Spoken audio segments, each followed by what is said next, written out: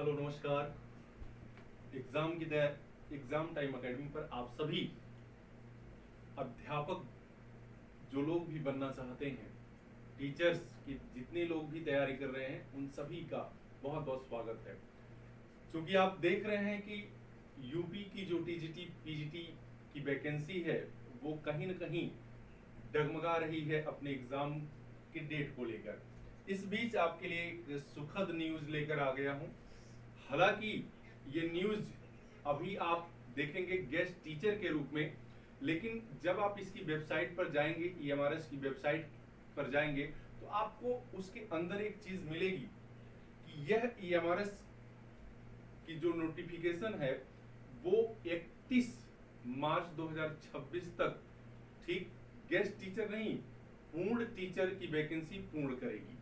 तो निश्चित तौर पर जो वैकेंसी 31 मार्च 2026 तक पूरा करने की बात की जा रही है, तो निश्चित रूप से उसका फॉर्म जुलाई लास्ट या अगस्त में कहीं ना कहीं आएगा। तो ये हुआ कि ये सूचना आपको दे दी जाए ताकि इस निराशा भरे दौर में एक आशा की किरण फिर से दिख जाए। क्योंकि सारे एग्जाम जो अध्यापक के होते हैं, अगर आपका सिलेबस तैयार है तो थोड़ा सा पैटर्न चेंज होता है। यूपी की टीजीटी पीजीटी में आपके जीएस जीके इस तरह की चीजें नहीं होती हैं। बाकी केवीएस एनबीएस, ठीक है, बीपीएससी टायर 4 या 3 जितने भी एग्जाम्स है सब में लगभग ये चीजें ऐड की गई हैं। तो अगर आप इसको लेकर चलते हैं तो कहीं ना कहीं आपको 2-3 वैकेंसी देखने को मिल जाएगी और कहीं ना कहीं किसी न किसी में आपका सिलेक्शन हो सकता है।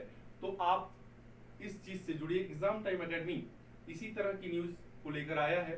ये फॉल्स नहीं है, मतलब ये झूठी न्यूज नहीं है। आप इसको जाकर देख सकते हैं, उसमें दिखा रहा है गेस्ट टीचर गुजरात में वो वैकेंसी है। आपका मन करेगा तो गेस्ट टीचर का फॉर्म भर के आप उसको एग्जाम देकर वहां गेस्ट टीचर बन सकते हैं। और उसके अंदर जब जाएंगे तो आपको ये चीज मिल जाएगी कि 31 मार्च 2026 तक यह अपनी वैकेंसी को भरेगा।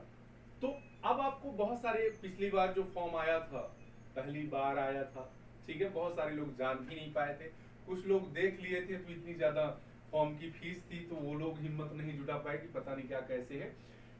मैं बता दूं, ईएमआरएस का मतलब क्या है? एकलव्य मॉडल रेजिडेंशियल स्कूल है। ये एकलव्य का नाम आपने सुना होगा। एक ऐसे व्यक्ति जो इतिहास है, आज इतिहास में रहे हैं, जिन्होंने शिक्षा लेने के लिए गुरु के पास जाते हैं और गुरु जी उनको शिक्षा देने से मना कर देते हैं। ये कहानी आप जान रहे होंगे। वो गुरु जी थे द्रोणाचार्य, ठीक है। और चूंकि एकलव्य जो थे एक आदिवासी टाइप के व्यक्ति थे जिनको शिक्षा देने का अधिकार उस समय नहीं था, लेकिन आज सरकार निश्चित तौर पे जो ट्राइबल क्षेत्र के लोग हैं, जो आदिवासी पिछड़े लोग हैं, ठीक है, उनके शिक्षा दीक्षा की पूर्ण रूप से व्यवस्था कर दी है और इसी के लिए वैकेंसी ये निकालती है। तो आइए हम इसके बारे में जानते हैं और यहाँ पर अध्यापन का कार्य करके निश्चित रूप से एक सुखद अनुभव प्राप्त करेंगे। लेकिन उसके पहले ये जानना है कि ये शिक्षक कैसे बनेंगे आप, इसके लिए बेस्ट स्ट्रेटजी क्या हो सकती है। क्योंकि जब तक किसी एग्जाम की रणनीति आपकी अच्छी नहीं होगी, आज के इस कंपटीशन के दौर में आप वहां पर सिलेक्शन का सपना तो कतई सपना देख सकते हैं, उसको हकीकत में बदल नहीं सकते। क्योंकि रणनीति ही आपको आपके सपने को हकीकत में बदल सकती है। तो देखिएगा, इसके लिए सबसे पहले किस किस चीज को आपको ध्यान देना है। जाहिर सी बात है, सबसे पहले कोई भी व्यक्ति, कोई भी प्रतियोगी किसकी बात करता है? सैलरी कितनी है, ठीक है। क्योंकि आज की जो उसकी लाइफ है, मॉडर्न लाइफ, ठीक है, तो उसमें एक अच्छी खासी सैलरी होगी तभी आज का जीवन अच्छा हो पाएगा। इसलिए सबसे पहले बात करते हैं सैलरी पर। तो देखिए, मैं एक चीज और बता देता हूं, यहाँ बहुत ज्यादा टाइम ले लूंगा तो बहुत सारा वीडियो आप देखने से स्किप कर देते हैं। क्योंकि आज का जमाना है नाचने गाने गाली गलौज का वीडियो बड़े आराम से आदमी आधा घंटा 1 घंटा देख रहा है। जो उसके फायदे की वीडियो होती है वो इसको स्किप करके चला जाता है। तो एक जनरल यानी सामान्य जानकारी मैं आपको दे देता हूं। इसके बाद और डिटेल अगर आपको जानना है तो उसके लिए अलग से वीडियो एक जाएगा, ठीक है। देखिएगा, सैलरी कितनी है, इसमें कुल 23 तरह की पोस्ट है। कितनी? 23 तरह की पोस्ट है, ठीक, क्योंकि ये रेजिडेंशियल मतलब स्कूल बनाए जाते हैं, आवासीय विद्यालय बनाए जाते हैं, वहां रहना होता है, बच्चे भी रहते हैं, अध्यापक भी रहते हैं और रहकर पढ़ाना होता है। तो यानी वहां पर प्रिंसिपल से लेकर वाइस प्रिंसिपल, अध्यापक, ठीक, उसके साथ साथ cook, sweeper, helper, warden, librarian, accountant, ऐसे तमाम 23 पद होते हैं। वो हर बार 23 पद निकलते हैं और इस बार ऐसा माना जा रहा है कि 11,500 पद आएंगे। कितने? 11,500 पद टोटल आएंगे। हर की अलग अलग योग्यताएं हैं, ठीक। मैं सामान्य एक जानकारी आपको दे दूंगा। सैलरी की अगर बात करें तो देखिएगा, मैं आपको बता देता हूं सैलरी। सैलरी की बात मैं कर दूं अगर, तो सैलरी आपको देखिए यहीं से अंदाजा आप लगा लीजिएगा। जो प्रिंसिपल है, ठीक है, प्रिंसिपल की सैलरी जो थी पिछली बार की वैकेंसी में वो 78,800, ये शुरुआत की सैलरी थी। 78,800 से शुरू होगी और कहां तक जाएगी आपकी 2,92,100 तक आप रिटायर होंगे। ये बेसिक सैलरी है, इसमें आप लगभग 20,000 ऐड कर लीजिए, HRA DOA मिलाकर 20,000 ऐड कर लीजिए, तो एक लगभग आपकी 90,000 से ऊपर बन जाएगी। कितनी? 90,000 से ऊपर। इसी तरह से 2-4-5,000 कम कर लीजिएगा, ठीक है, एक मोटा मोटी अंदाजा लग जाएगा वाइस प्रिंसिपल की। अगर TGT PGT की बात करूं, देखिएगा PGT की और TGT की बात करूं, TGT, तो TGT की जो वैकेंसी, जो सैलरी बताई गई थी वो 47,600। PGT पहले देखिएगा, इसी में 2-4 हजार ऊपर नीचे 47,600 और लास्ट तक ये कितनी हो जाएगी आपकी? कितनी हो जाएगी? 1,51,100 रुपए। 1,51,000 कितनी? 100 रुपए, ये आपकी लास्ट तक, ठीक। ये PGT था, इसी में TGT अगर जोड़ लेंगे, TGT कितनी? तो 44,900, 44,900। और रिटायरमेंट की अगर बात मैं करूं, कितनी? 1,42,400, 1,42,400 सैलरी। ये आपको केवल दिख रही है, बेसिक सैलरी है। अभी जो लोग ज्वाइन किए हैं, साल भर उनको नहीं हुआ है, TGT का लगभग 90,000 वेतन आ रहा है। TGT का वेतन सब जोड़ जाड़ के कितना? 90,000। तो ये दिख रहा है। बाकी ये आप इसमें भी लगभग 70,000 जोड़ लीजिए। कितना? 70 क्या 80,000 जोड़ लीजिए। 80,000 ये आपकी होगी। ये भी लगभग कितनी? 70,000 ज्वाइनिंग के समय जाती है। इतनी सैलरी है, मतलब बहुत सैलरी है। एक अच्छा जीवन यापन करने के लिए ये सैलरी कम नहीं है, ठीक है। अब देखिए मैं आपको बात कर दूं योग्यता की। किसकी? योग्यता की बात अगर मैं कर दूं तो देखिएगा, योग्यता प्रिंसिपल की योग्यता के साथ साथ पढ़ाई लिखाई के साथ साथ उसमें अनुभव भी मांग रहा है, अनुभव भी मांग रहा है। तो वो आप देख लीजिएगा। जहां तक PGT की बात है, देखिए TGT की बात है, इसमें क्या आपका ग्रेजुएशन प्लस, क्या ग्रेजुएशन प्लस B.Ed, देखिए स्नातक प्लस क्या? B.Ed प्लस C.TET,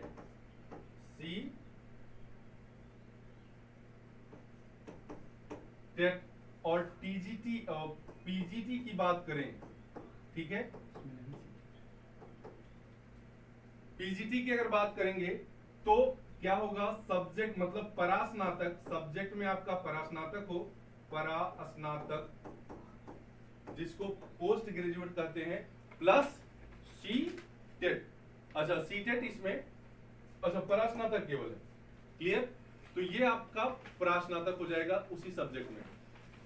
ये हो गया। इसमें देखिए दोनों में इंटरव्यू भी नहीं है, तो ये और अच्छा। जैसे आपके यहाँ क्या है, TGT में, यूपी में भी इंटरव्यू नहीं है, जबकि PGT में है। तो ये योग्यता आपकी हो गई।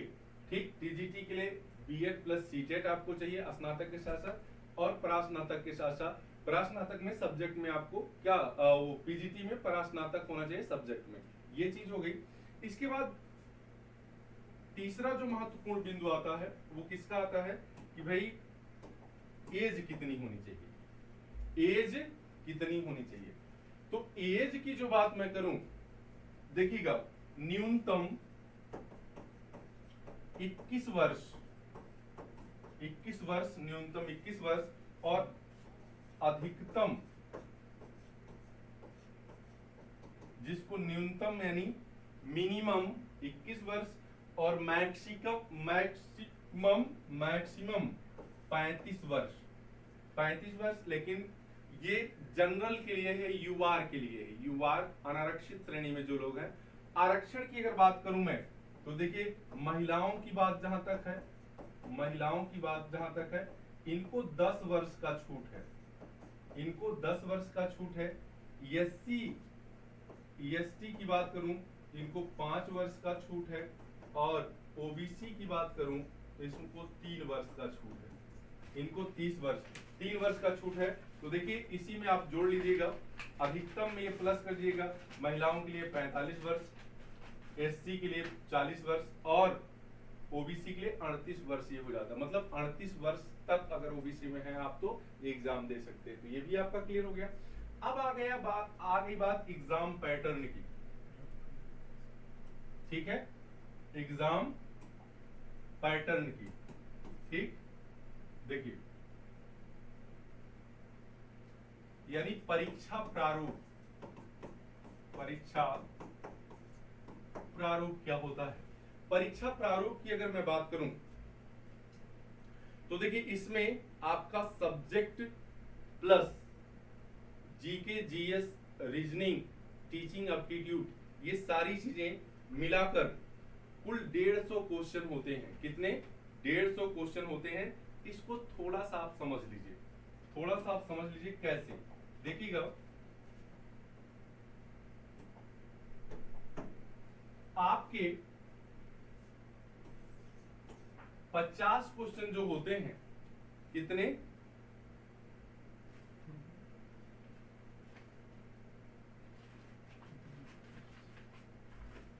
देखिए 50 क्वेश्चन में क्या क्या होते हैं, देखिएगा 10 क्वेश्चन आपके किसके होते हैं?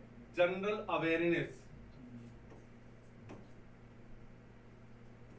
जनरल अवेयरनेस, पूरा कौन लिखेगा? जनरल अवेयरनेस जान लीजिए। इसके बाद 10 क्वेश्चन होते हैं रीजनिंग एप्टीट्यूड, 10 क्वेश्चन होते हैं रीजनिंग एप्टीट्यूड, क्लियर। इसके बाद आपका होता है 10 क्वेश्चन होता है ECT, 10 question ECT, ICT, sorry ICT, information communication technology जिसे कहते हैं, 10 क्वेश्चन इसके होते हैं। इसके बाद आपके देखिएगा कितना, 10 क्वेश्चन जो है ये होता है जनरल हिंदी, जीएच कर लीजिए इसको, जनरल हिंदी, और 10 क्वेश्चन आपके होते हैं जनरल इंग्लिश के। तो ये जो होते हैं ये क्वालिफाइंग क्वेश्चन होते हैं। क्या होते हैं? क्वालिफाइंग होते हैं। इसके मार्क नहीं जोड़े जाते, इसके मार्क नहीं जोड़े जाते। इसके बाद आप देखिएगा